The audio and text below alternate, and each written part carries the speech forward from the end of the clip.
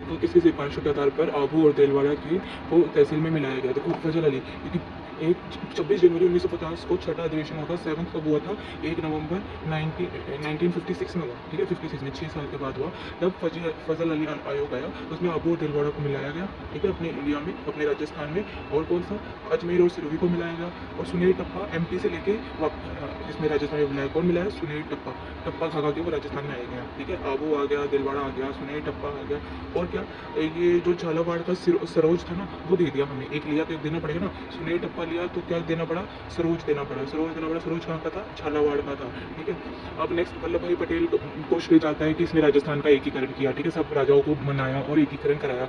अच्छा, दूसरा है गुरुमुख निहाल सिंह। देखो गुरुमुख निहाल सिंह का क्या होता है, और इस आयोग में, फजल अली आयोग में ये चीज़ होती है कि राज प्रमुख का पद खत्म किया जाता है और किसका पद शुरू किया जाता है, राज्यपाल का पद शुरू किया जाता है। राज प्रमुख का खत्म करके पाल प्रमुख खत्म करके पाल शुरू किया जाता है फजल अली आयोग में, ठीक है, सब पता चल गया। सुनेरी टप्पा मिलाया जाता है और इसको सरोज को दूर किया जाता है और अजमेर को मिला लिया जाता है, ठीक है। ये सारा फजल अली आयोग में था।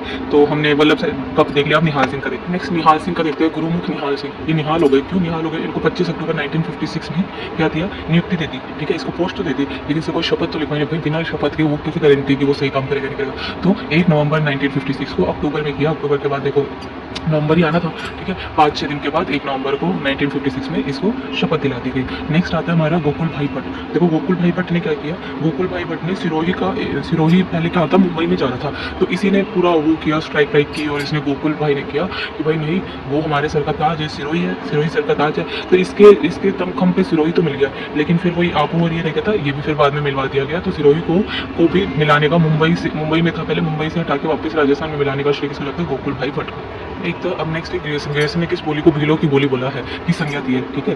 ग्रियर्सन ने बुक लिखी है, वो है ये linguistic survey of India. Linguistic मतलब लैंग्वेज सर्वे किया है क्या इंडिया का, ये किसने किया है, ग्रियर्सन ने, ठीक है। ग्रीन है ग्रियर्सन, भीलों की बोली भी कहा है, किसे बोला है, इसने बोला है बागड़ी को।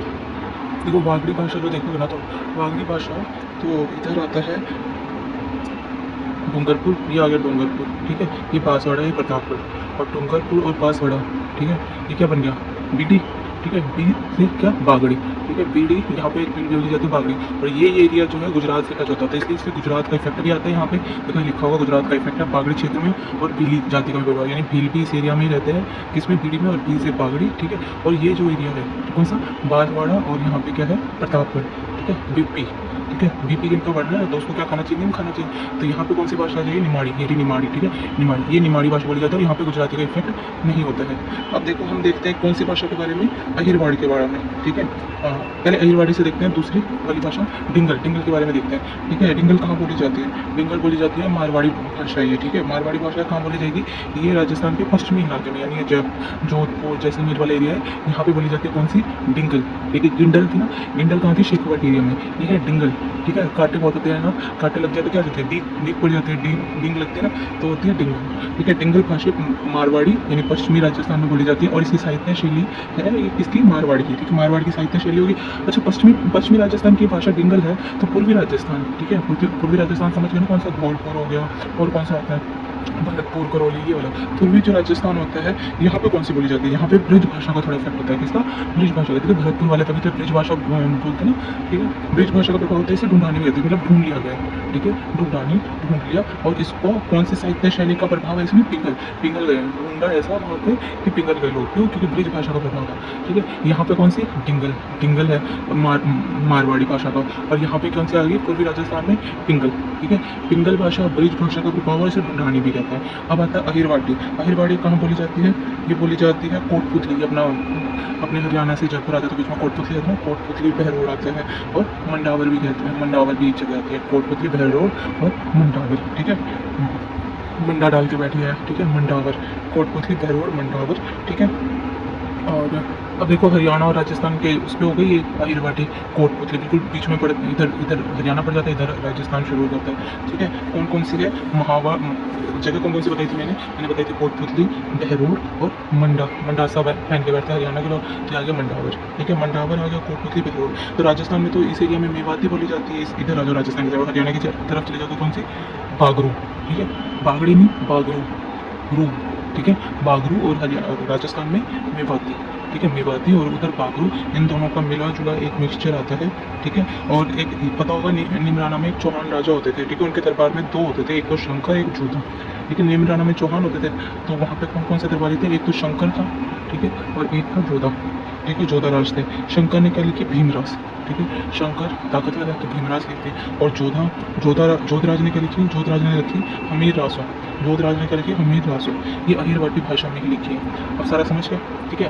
डिंगल कहाँ बोलेगी, पश्चिमी, और यहाँ पे कहाँ से बोलेगी, पिंगल, ढूंढानी भी कहते हैं। फागड़ पता चल गई हमारी बीडी में, और डीपी में कौन सी होगी, निमाड़ी। और अहिरवाटी कहाँ, मंडावर, कोटपुतली और बहरोड, ठीक है, यहाँ पे बोली जाती है। राजस्थान में कौन सी, मेवाती। हरियाणा में बागरू रू है, ठीक है, बागरू। और निमराना के चौहान राजा थे, उनके दरबारी थे दो, एक तो शंकर था, एक जोधा राज था। शंकर ने क्या लिखी, भीमलाद में भीमरास, रस होता है ना, रास, भीमरास। और इसने जोधा राज ने लिखी हमीर रासो, कौन सी लिखी, हमीर रासो। इसने भी रस का भीमरास लिखी थी, इसने भी लिखी जोधा रासो। देखो, प्रधानमंत्री कुसुम योजना के तहत भारत का पहला सोलर ऊर्जा संयंत्र स्थापित किया गया, ठीक है। सोलर ऊर्जा संयंत्र एक तो भालोजी, ठीक है, भालोभाषी, कुसुम भालो हो गया, ठीक है। तो क्या करेगा, घोड़े पे चढ़ के तुरंत जाना चाह रहा है, तो क्या, भालोजी जयपुर में। और घड़सीसर, ये क्या है, सरदार शहर, सरदार नहीं, सरदार शहर है, ये कहाँ पे है, चूरू में, ठीक है, याद रखना, चूरू में घड़सीसर, सरदार शहर चूरू, और एक भालोजी जयपुर। यहाँ पे सोलर ऊर्जा संयंत्र लगाए गए हैं, ठीक है। भालोजी, घड़सीसर, कुसुम पसंद आई, भालोभाषी लगी तो घड़सीसर, ठीक है। पहले 125 गीगावाट का 2030 तक का मिला हुआ था। फिर अपने सेंट्रल गवर्नमेंट के जो ऊर्जा मंत्री हैं, कौन है ऊर्जा मंत्री सेंट्रल में, प्रहलाद जी, ठीक है, उन्होंने क्या किया, 500 मेगावाट का और दे दिया है राजस्थान को, ठीक है, टेंडर कि तुम ये और लगाओ, ठीक है। पहले 125 गीगावाट का था, अब 5000 मेगावाट का मिला है, किसके, कुसुम योजना तहत के, ठीक है। पहला तो लगा कहाँ, भालोजी में, और दूसरा लगा है घड़सीसर, सरदासर। 1822 में गठित मेरवाड़ा बटालियन किसके, मेर से पता चलता है वैसे तो मेरवाड़ा एरिया कौन सा था, ठीक है। उसमें मेर के जो मीणाएं बहुत रहते थे, ठीक है। इन मीणाओं का क्या था कि इनको आधों को पुलिस में बताते, मीणाओं से लड़वा दो, ठीक है। मेर की मीणाओं, इसे मेर बटालियन भी कहते थे, मेरवाड़ा बटालियन भी कहते थे। कहाँ पे थी, ब्यावर में। ये कब बनी, 1822 में, दो बारी दो आ रहा है, ठीक है। फिर दो भाई मीणा तो सब एक साथ रहते ना, दो 1822 में मेर की मीणाओं ने मेरवाड़ा बटालियन बनाई, इसे मेर बटालियन भी कहते हैं। कहाँ पे, ब्यावर में। और शादी भी कब कर लेते हैं, 22 साल को होते ही ब्याह भी कर लेते हैं, इसलिए ब्यावर, मेरवाड़ा बटालियन, मेर की मीणा, ठीक है। यहाँ पे मेरवाड़ा खत्म होता है ब्यावर का। अब देखो देवली, ठीक है, देवली में क्या है, एक तो टोंक में तो इसका मुख्यालय है देवली मलिक का, ठीक है, देव है, ठीक है। टोंक में देवली ली है, तो यहाँ पे टोंक में इसको क्या बोलते हैं, कोटा कैंटीजेंट भी बोलते हैं, ठीक है। कोटा कैंटीजेंट का मुख्यालय कहाँ है, टोंक देवली में, ठीक है। देवली, टोंक, कोटा कैंटीजेंट, ठीक है। एक दूसरा आता है एरिनपुरा छावनी, जो थी 1835 में बनी थी। 1822 में क्या बनी थी, ओ मेरवाड़ा, ठीक है ना। 1835 में, 22 में तो ये बनी मेरवाड़ा, 1835 में क्या बनी, एरिनपुरा, ठीक है। एयर में घूमते रहते कौन, जोधपुर लीजियन था, ठीक है। जोधपुर लीजियन 1835 में बना था एरिनपुरा का। और देवली कहाँ है, टोंक में है। टोंक का में क्या, कोटा, टोंक में, टोंक रेजिमेंट नहीं भाई, टोंक में कोटा रेजिमेंट हुआ, टोंक कोटा। देखो, टो में भी मात्रा आती है, को में भी मात्रा आती है, ऐसे आते हैं, टोंक को कोटा, पीछे को है ना, को से शुरू कर दो, कोटा। अरे टोंक को टो की जगह कर दो, टो को की जगह कर दो, तो कोटा बन गया, टोंक को कोटा। देखो, एरिनपुरा का मुख्यालय कौन सा, एरिनपुरा का मुख्यालय कहाँ पे होगा बताओ, मुख्यालय था पाली, ठीक है। जोधपुर रेजिमेंट था, एरिनपुरा था, और कौन थी, मुख्यालय का था पाली में, ठीक है। अब देवली का टोंक में हो गया, एरिनपुरा का जोधपुर रेजिमेंट 1835 में बनी थी, यहाँ इसका कहाँ हो गया, पाली में हो गया। एक थी शेखावाटी ब्रिगेड थी, ठीक है। इसकी स्थापना कब हुई, 1834 में, जस्ट एक साल पहले, एरिनपुरा से एक साल पहले हुई, ठीक है। शेखावाटी ब्रिगेड 1834 में, इसका मुख्यालय था झुंझुनू में, ठीक है। मेरवाड़ा में तो क्या था, मेरों की, ठीक है। मेर कौन थे, मीणा थे, उनकी बटालियन बनानी। एक खेरवाड़ा में कब बनाई गई, 1934 में, 1941, 41 में, 1824 में किसकी बनाई गई थी, 34 में किसकी बनाई गई थी, 34 में बनाई गई थी शेखावाटी की, और 35 में ये बनाई गई थी एरिनपुरा जोधपुर। और खेरवाड़ा की 1841 में, 41, ठीक है, 41, ठीक है, 41 की बनाई गई थी, 1841 खेरवाड़ा, ठीक है। वो बोला खैर ठीक है, कोई बात नहीं। इन्होंने लेकिन क्या, मेवाड़ जो थे ना, खेरवाड़ा है कहाँ, उदयपुर में, ठीक है। उदयपुर में मैंने अभी बताया था कि ये जो बीडी वाला एरिया था, ठीक है, बीडी वाला एरिया, डूंगरपुर और बांसवाड़ा, इसके जस्ट ऊपर उदयपुर है ना, इस एरिया में कौन रहते थे, गुजरात का वो था, थोड़ा सा इन्फ्लुएंस था, और भील जाति बहुत रहती थी, तो उदयपुर में बहुत भील जाति रहती होगी। तो इन्होंने क्या किया, मेवाड़ भील कॉर्प्स के नाम से एक बटालियन बना ली, और वो क्या है, भीलों के एंटी, अब उसमें भील बहुत भीलों से लड़ने के लिए उन्हीं के भीलों को अपनी सेना में भर्ती किया, और उनको ही भीलों को भीलों से लड़वाते। क्या बोलते हैं इसको, मेवाड़ भील कॉर्प्स, भील बटालियन भी कहते हैं किसकी, खैरवाड़ा की, 1841 में। नेक्स्ट है नसीराबाद। नसीराबाद की स्थापना कब हुई थी इस बटालियन की, 1818 में। नसीराबाद देखें तो 1818 में इसकी बटालियन बनी थी। सबसे पहले मतलब अभी तक जो हमने पढ़े है वो नसीराबाद है, ठीक है। इसका मुख्यालय कहाँ पे है, अजमेर। आज नसीब से आज हम मिल गए, ठीक है, नसीब से आज हम मिल गए। और सेना कौन सी है यहाँ पे, 15th बांग्लादेशी नेटिव इन्फेंट्री है। ये कहाँ पे, बांग्लादेश पूर्व में राजस्थान के पड़ता है, तो इसको पुरखिया सेना भी कहते हैं, पुरवैया सेना कहते हैं, या पैदल सेना भी कहते हैं। 1857 का जो युद्ध हुआ था उससे 10 साल पहले 1847 में ढूंढ जी और जवार जी दोनों ने इस छानवी को लूट लिया था, नसीराबाद को, और गरीबों में ये बांट दिया था। और नसीराबाद के राजा थे बख्तावर सिंह के नेतृत्व में एक युद्ध हुआ था, ठीक है। तो हमने क्या पढ़ा नसीराबाद के बारे में, एक तो 1818 में हुआ है, बख्तावर सिंह के नेतृत्व में युद्ध हो गया। अजमेर, नसीब मेरा, सेना 15 बंगाल, इसको पुरवैया भी कहते हैं। 47 में किसने, ढूंढानू और जवार ने, ढूंढ जी पहले बोलो ढूंगमार, फिर बोले जवार। क्या, लोगों को जवार तक के पैसे नहीं थे, इसलिए गरीबों में लूट के पैसे दिए। किसने, जवार खाने के, जैसे ढूंढ के, किस 1847 में ढूंढ जी और जवार जी, नसीब, अजमेर, सेना, बांग्ला। अब मैं नेक्स्ट पढ़ाऊँ तो नाथ द्वारा क्या है, पिछवाई शैली की है। नाथ द्वारा पेंटिंग्स जो है पिछवाई शैली की हैं।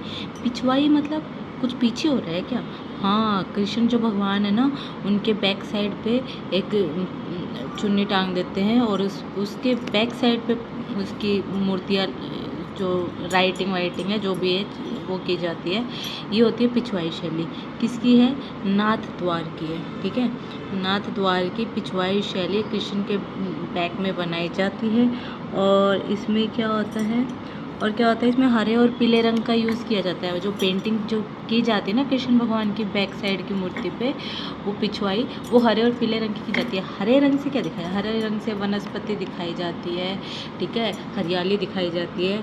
मेनली कदली, ठीक है, जिसके कद लंबे हो, ठीक है, कदली, तो कदली वृक्ष होते हैं। और पीला रंग कृष्ण भगवान की मूर्ति में यूज़ किया जाता है।